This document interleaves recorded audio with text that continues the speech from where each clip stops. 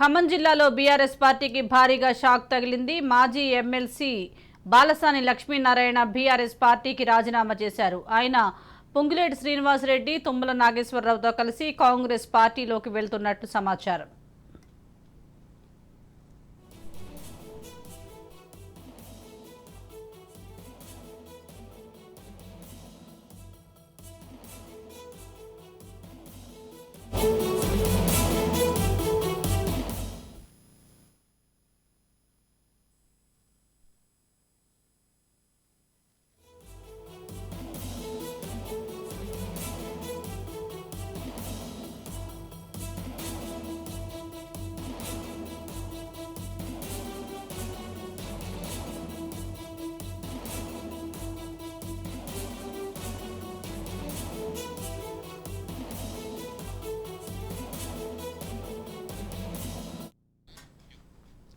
ఖమ్మం జిల్లాలో బీఆర్ఎస్ పార్టీకి భారీగా షాక్ తగిలింది. మాజీ ఎమ్మెల్సీ బాలసాని లక్ష్మీనారాయణ బీఆర్ఎస్ పార్టీకి రాజీనామా చేశారు. ఆయన పొంగులేటి శ్రీనివాసరెడ్డి, తుమ్మల నాగేశ్వరరావుతో కలిసి కాంగ్రెస్ పార్టీలోకి వెళ్తున్నట్లు సమాచారం.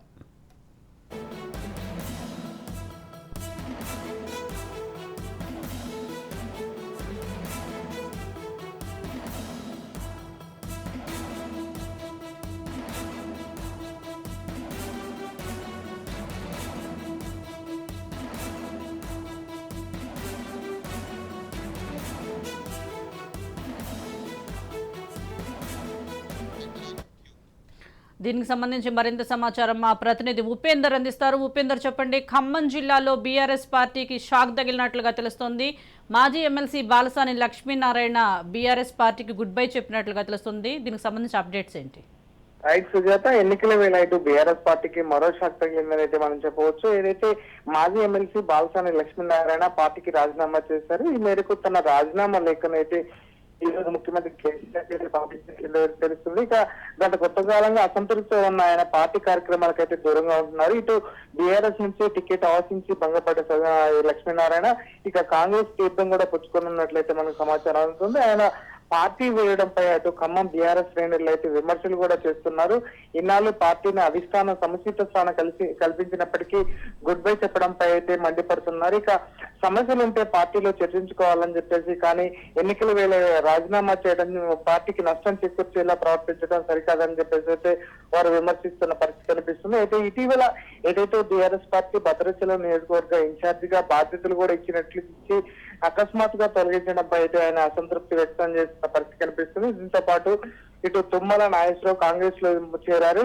ఈ నేపథ్యంలో దీంతో అసంతృప్తితో ఉన్న బాలసాని బీఆర్ఎస్ పార్టీకి అయితే ఈ రోజు రాజీనామా చేయడం జరిగింది.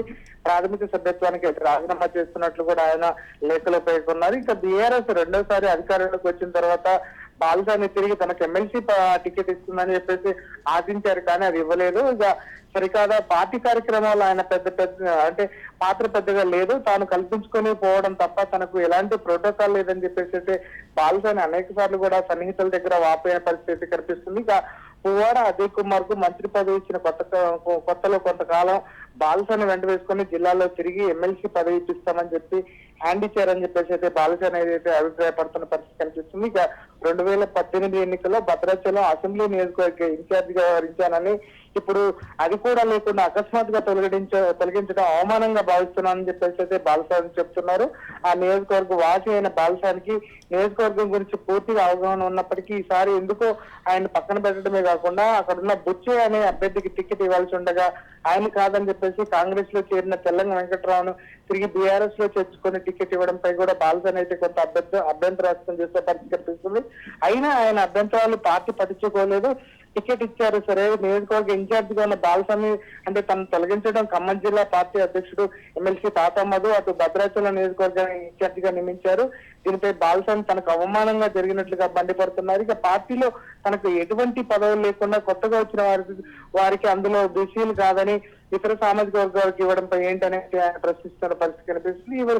చివరకు ఖమ్మం జిల్లా పార్టీ అధ్యక్షుడిగా బీసీగా ఉండగా తిరిగి బీసీకి ఇస్తామని చెప్పి మోసం చేశారని చెప్పేసి కూడా బాలసాని చెప్తున్నారు. ఇక ఇదే విషయాన్ని ఇటు తాతా మధుని ఎమ్మెల్సీగా చేసి జిల్లా పార్టీ అధ్యక్ష పదవిని కట్టబెట్టారని చెప్పేసి అయితే బాలసాని నిర్ణయం తీసుకున్నట్లయితే తెలుస్తుంది. ఈ నేపథ్యంలోనే కొద్దిసేపటికి ఖమ్మం జిల్లాకు సంబంధించినటువంటి సీనియర్ నేత మాజీ ఎంపీ పొంగులేటి శ్రీనివాస్ బాలసాని ఇంటికి చేరుకున్నారు. ఈ నేపథ్యంలో అతనికి అంటే సాల్వ కప్పి పార్టీలు ఆహ్వానిస్తున్నట్లు కూడా వాళ్ళు ప్రకటించి ఇక్కడ కల్పిస్తుంది. సుజాత.